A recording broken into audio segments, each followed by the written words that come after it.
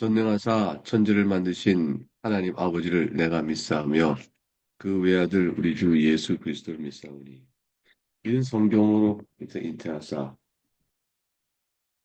동정녀 마리아에게 나시고 본디오 빌라도에게 고난을 받으사 십자가에 못 박혀 죽으시고 장사한 지 사흘 만에 죽은 자 가운데서 다시 살아나시며 하늘에 오르사 전능하신 하나님 우편에 앉아 계시다가 저리로서 산 자와 죽은 자를 심판하러 오시리라. 성령을 믿사오며 거룩한 공예와 성도가 서로 교통하는 것과 죄를 사하여 주시는 것과 몸이 다시 사는 것과 영원히 사는 것을 믿사옵나이다. 아멘. 찬송은 305장입니다. 찬송가 305장. 나 같은 죄인 살리신 1절 짧은 찬송이니까 3절, 4절, 3절 찬송하겠습니다. 1절, 3절, 4절. 나 같은 죄인 살리신 305장입니다. 시작. 나 같은 죄인 살리신 주의 놀라와 잃었던 생명 찾았고 광명으로 떴네.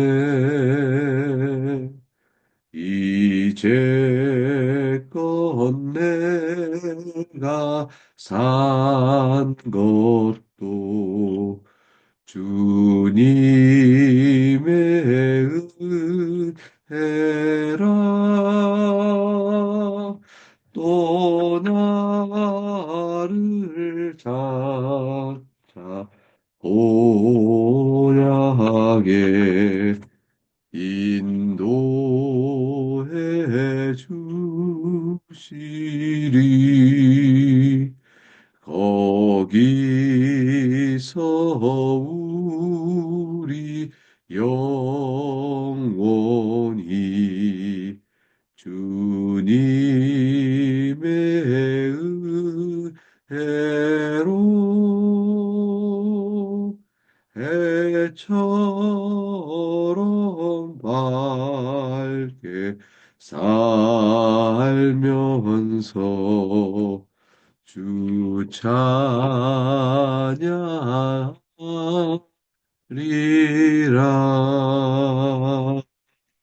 아,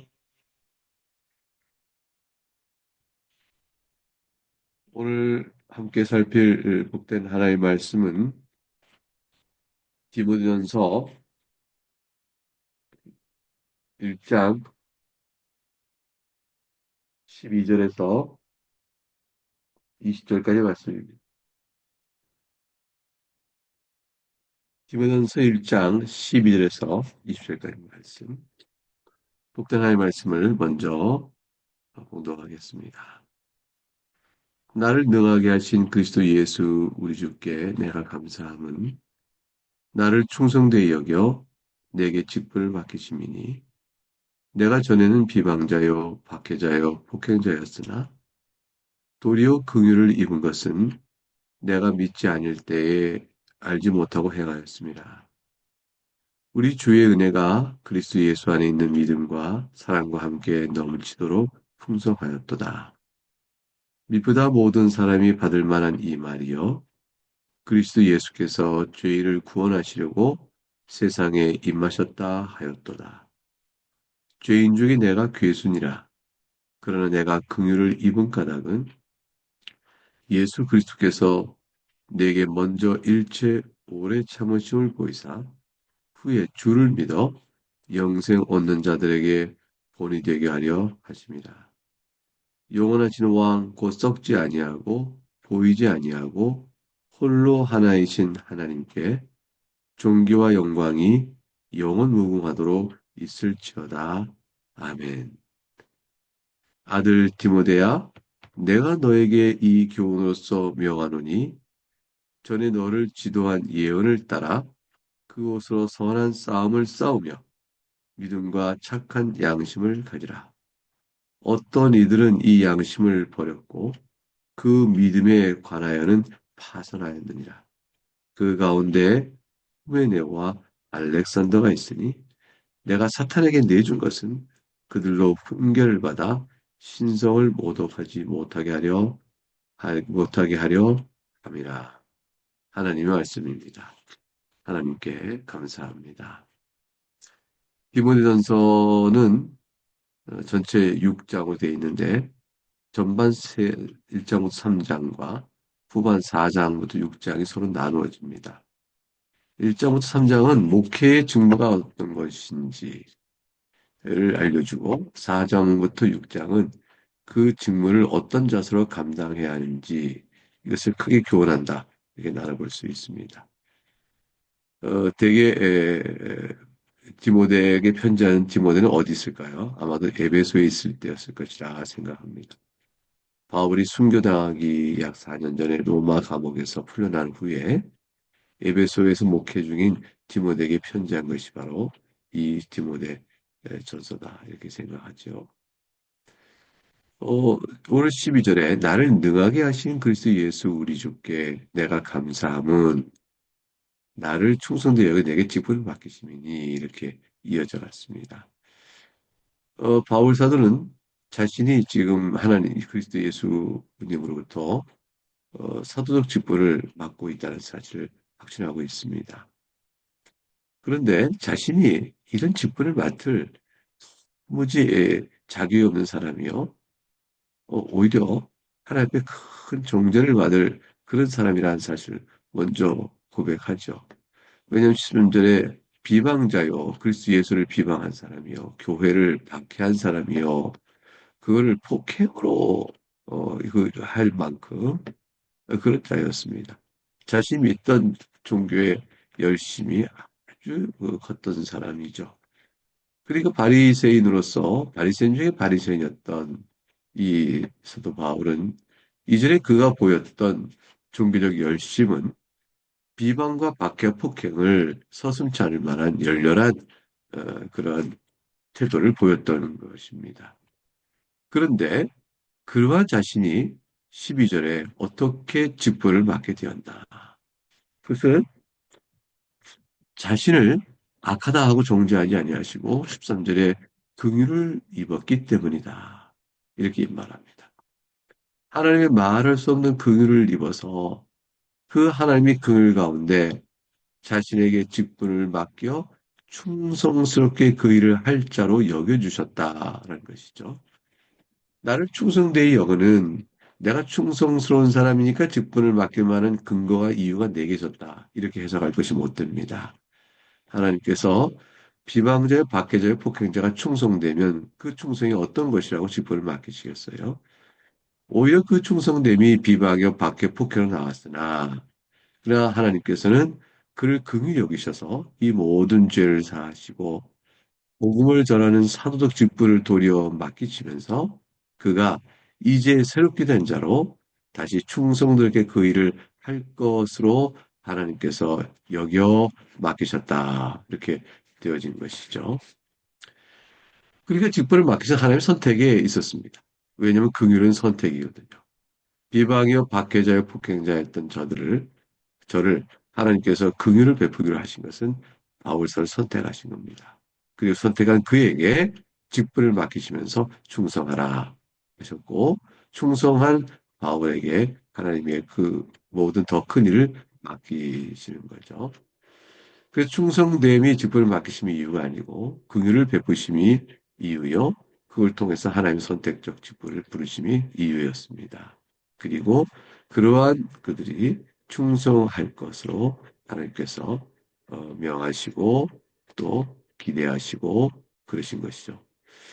14절에 보게 되면 우리 주의 은혜가 그리스도 예수 안에 있는 믿음과 사랑과 함께 넘쳐 풍성하였다. 이렇게 말하고 있습니다.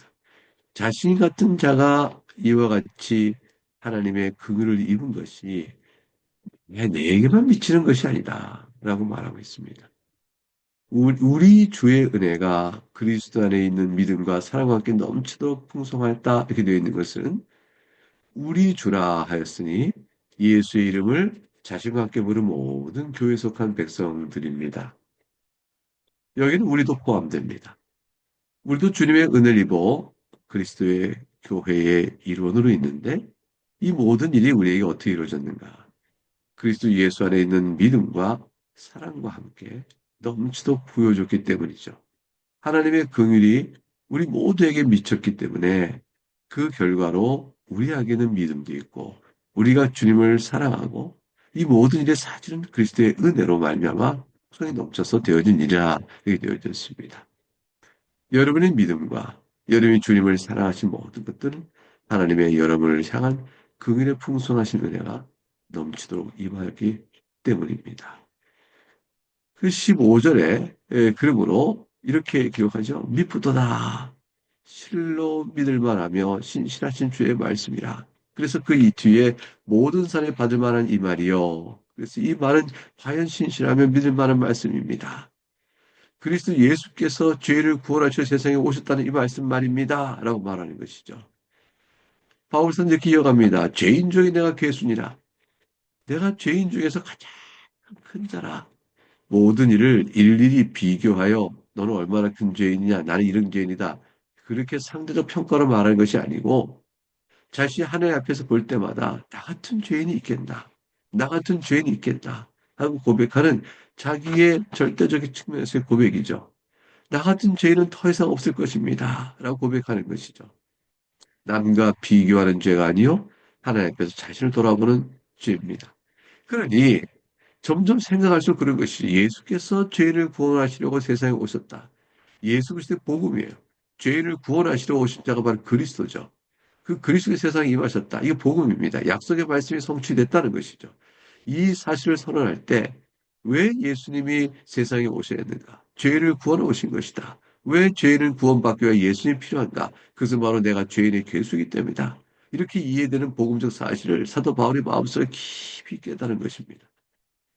고린도전서 15장 9절에는 사도 중에 내가 지극히 작은 자다 이렇게 말을 하고 예배서 3장 8절은 모든 성도 중에 지극히 작은 자보다 내가 작다 이렇게 말을 했는데 문맥에 따라서 각각 그 설명의 이유가 다르겠지만 그는 어쨌건 표현자치만 단순히 비교해 보면 더욱더 자신이 작아지고 있음을 볼 수가 있죠.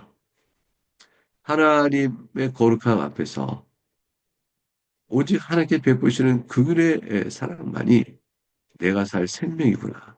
그 긍휼이 오직 예수님께서 나타내 보이신 것이구나. 예수님께로부터 예수님이 나에 나타내 보인 거구나. 라는 사실을 고백하고 있는 것이죠. 그러므로 죄인 중에 내가 괴순이라 이렇게 말합니다. 사랑하는 교회 여러분, 여러분은 고백이 어떠합니까? 다른 이에 비해서 내가 더 큰 죄를 졌습니까? 이렇게 물으십니까? 하나님 제가 하나님께 무엇을 이렇게 잘못했습니까? 이렇게 말하실 수 있습니다. 내가 하나님, 제가 하나님 앞에서 이렇게 많은 것을 행하였는데 어찌 나는 이러합니까? 이렇게 말하실 수 있을까요? 바울 사도는 그런 생각 일체를 로마에서 순교를 하기 4년 전에 되었으니까 여러 해 이미 하나님 앞에서 섬김의 고통과 고난 속에서 해왔던 자인데, 죄송합니다. 자신에 대한 전혀 그런 의식을 갖고 있지 않습니다. 오히려 디모데에게 내가 죄인 중에 내가 괴순이라 이렇게 말하고 있습니다. 이 서신은 디모데에게 보낸 것이요. 디모데가 읽고 목회자들이 다 회람하는 것이요. 목회뿐 아니라 그 당시 있는 모든 교인들이 같이 다 회람하는 것입니다. 목회자가 어떠해야 되는가 하는 것을 아는 것은 성도들에게도 필요한 일이죠. 왜냐하면 성도들이 교회를 지켜가기 위할 때 마땅한 목회자와 그렇지 못한 목회자를 구별할 수 있어야 되기 때문입니다. 목회자에게 이것은 다 인식되어야 되죠. 왜냐하면 자신이 어떻게 목회해야 되는지 알아야 되기 때문이죠. 그런 디모데에게 사도 바울이 간증을 내려놓는 것입니다. 죄인 중에 내가 괴순이라. 디모데야 너는 어떠하냐? 네가 의로와서 지금 이곳에 있는 것이냐? 하나님께 네가 의로와서 너에게 맡긴 직무냐? 어떤 것이냐? 네가 복음 사역을 맡았으니 복음 앞에 너는 어떠하냐? 라고 말씀하고 있는 거죠. 복음 앞에 자신이 괴수라는 사실을, 죄인 중에 괴수라는 사실을 알지 못한다면 복음 사역은 이미 끝난 것입니다. 이룰 수가 없는 것이죠. 스스로 죄인이요 가장 큰 죄다. 내가 죄인 중에 죄인이 아니면 어찌 되겠는가라는 사실을 깊이 인식하는 자라야 예수 그리스도께서 과연 죄인을 구하는 세상에 오신 복음의 뜻을 잘 드러낼 수 있는 것이요. 그러한 관점에서 그 용서의 은혜, 하나님의 긍휼을 자랑하는 자야. 그래야 교회를 보는 눈이 부드럽고 성도를 바라보는 눈이 주께서 우리를 바라보다 하는 마음으로 보게 되는 것이며 거기에 목회에 참 생명됨이 있다 할 것입니다. 16절에 이어 말하죠. 그러나 내가 긍휼을 입은 까닭은 예수 그리스도께서 내게 먼저 일체 오래 참으심을 보이사 후에 주를 믿어 영생 얻은 자들에게 본이 되게 하려 하심이라. 내가 이런 긍휼을 입은 까닭은 나 하나 바로됨이 아니요 모든 나와 같이 죄 중에 있는 사람들이 어떤 죄를 하지라도 나 같은 죄인이 있겠는가? 그러나 나 어떤 죄라도 하나님께서는 주를 믿는 자에게 긍휼을 베푸셔서 영생을 얻도록 하신다. 하나님은 어떤 일치 오래 참으심, 어떤 일이라도 오래 참으신다라는 사실을 말씀하고 있습니다. 그러므로 사랑하는 교회 여러분, 저 같은 죄인의 괴수도 하나님의 긍휼을 입어 이와 같이 그리스도께서 죄를 위하여 구원하게 오셨으니 내가 죄를 그리스도 말미암아 구원을 받은 자가 되었습니다. 이 일은 비단 나에게만 주어지는 것이 아니요 여러분 모두에도 동일하게 주어지는 하나님의 은혜이니 하나님 여러분의 모든 어떤 허물도 올 일체 오래 참으시사 주 예수를 믿고 회개하는 자에게 영생을 베풀어 주십니다. 사랑하는 교회 여러분 예수 그리스도를 믿으시오.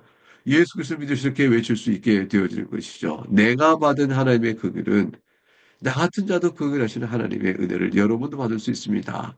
라고 말하므로 복음을 전하는 일이요 소용되게 되게끔 하시는 일이다라고 말하고 있습니다. 여러분 무엇에 본이 되어집니까? 여러분 자녀에게 여러분의 신앙은 무엇에 본이 되어지며 여러분의 교우들과 또 이웃들과 세상에다가 여러분은 어떤 일에 그들에게 본이 되어집니까?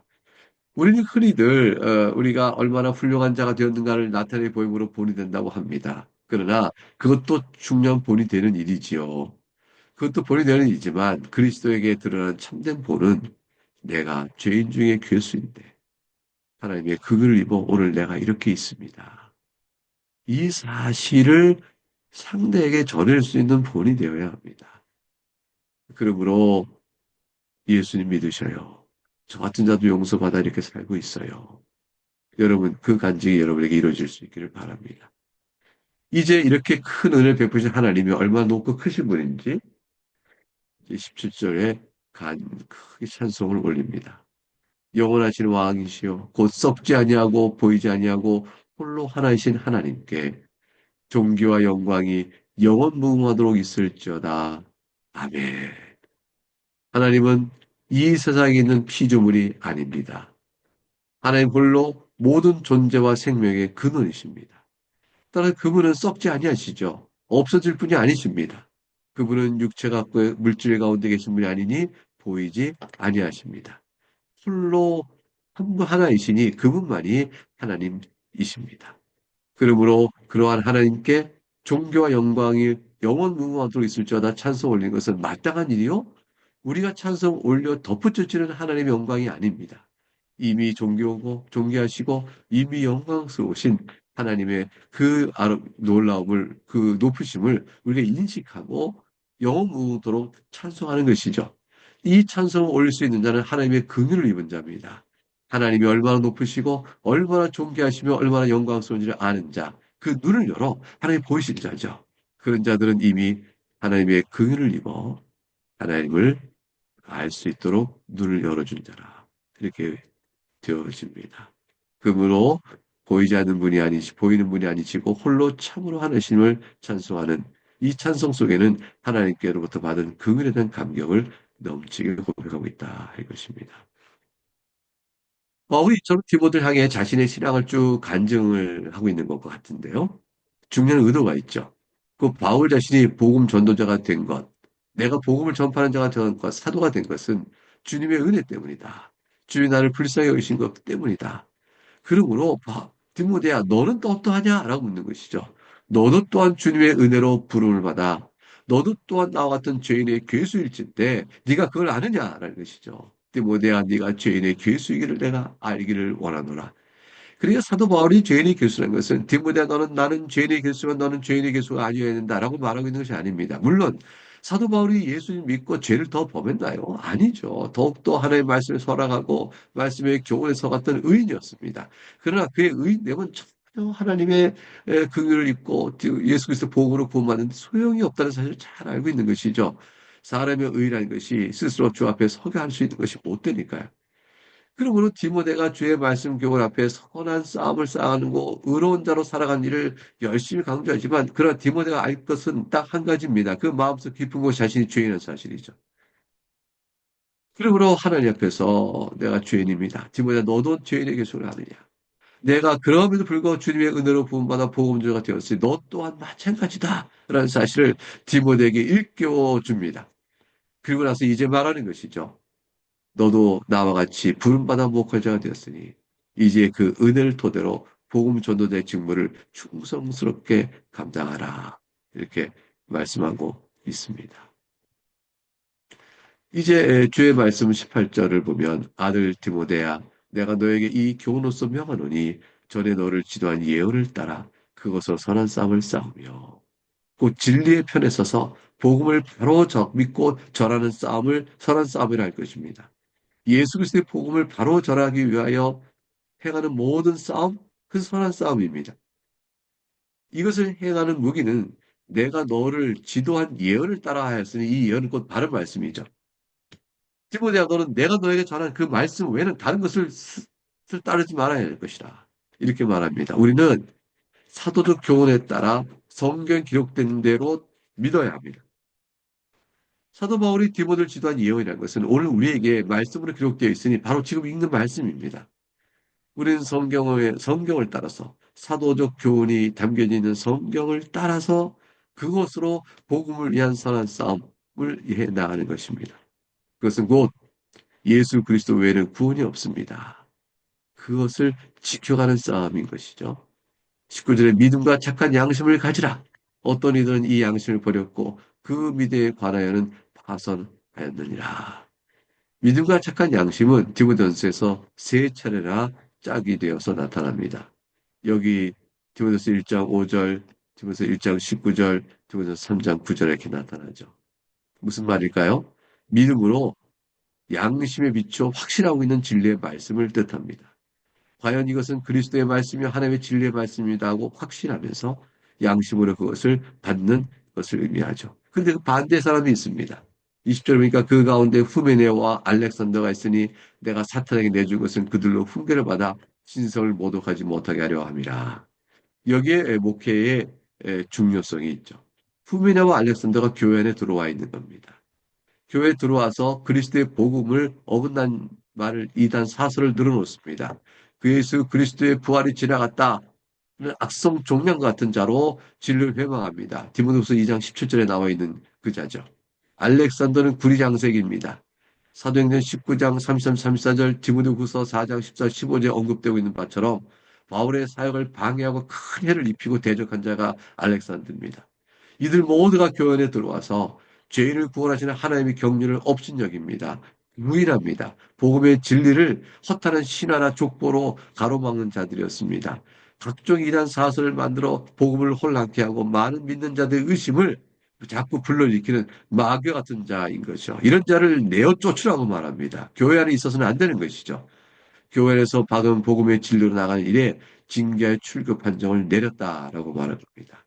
더 이상 하나님을 모독하고 올바른 복음을 전파하는 일을 가로막는 일이 있지 않도록 하기 위한 것이죠. 사랑하는 교회 여러분, 죄인을 용서하시고 긍휼을 베푸시는 하나님의 은혜 가운데 복음이 전해지지만 그 복음 자체를 만일 더럽히고 왜곡하고 헛되게 말한다면 죄인을 불러일으키는 하나님의 긍휼의 사역, 그 복음의 사역이 이룰 수가 없는 것이죠. 교회는 이 진리 가운데 지킵니다. 어떤 이가 도덕적 허물이 있을 수 있습니다. 용납될 수 있고 또 교회 안에 품을 수 있습니다. 어떤 이가 죄를 졌습니다. 하나님께서 용서하실 수 있고 교회 안에서 은혜 가운데 머물러 있고 함께 더불어 살아가야 합니다. 그러나 진리를 회방하면 교회 안에 있지 못합니다. 그는 교회 안에서 끊어져야 하는 것이죠. 모든 일을 회개하고 돌이켜 진리 가운데 다시 돌아오면 비로소 교회 안에서 이루어지게 됩니다. 그걸 위하여 권징은 면밀하게 있게 됩니다. 교회의 거룩함을 지키는 권징은 진리 사역에도 가장 중요하게 작동되어지는 것입니다. 이러한 고민을 통해서 디모데에게 마음의 담대함을 갖도록 권합니다. 디모데인들 왜 자신이 죄인이라는 생각이 없겠으며, 디모데인들 왜 자신이 하나님 앞에서, 율법 앞에서 정죄감을 왜 갖지 않겠으며, 디모데인들 왜 목회하는 가운데 알렉산더 후메네 같은 자를 만나지 않겠습니까? 이런 모든 일을 감당해야 될 디모데에게 사도 바울은 자신의 모든 경험을 통하여, 간증을 통하여 권면하는 것이죠. 우리 교인들은 바로 목회자가 그런 사람들이다라는 것을 보고 목회자 입에서 나오는 진리의 선포가 과연 예수 그리스도의 복음을 회화하는가, 복음을 지켜가고 나가는 데 바른 것인가를 분별해야 합니다. 오직 죄인 중에 괴수인 우리를 불쌍히 여기시고 그를 베푸신 그리스도 예수의 선택적 사랑과 대속의 은혜 외에는 살 길이 없다는 사실을 확실하게 전하고 있는가, 바르게 전하고 있는가를 분별하는 것은 성도에게도 마찬가지라 할 것입니다. 우리 모두가 어떻게 주 앞에 섰는가를 생각하며 이 시간 주의 은혜에 감사하겠습니다. 기도합니다.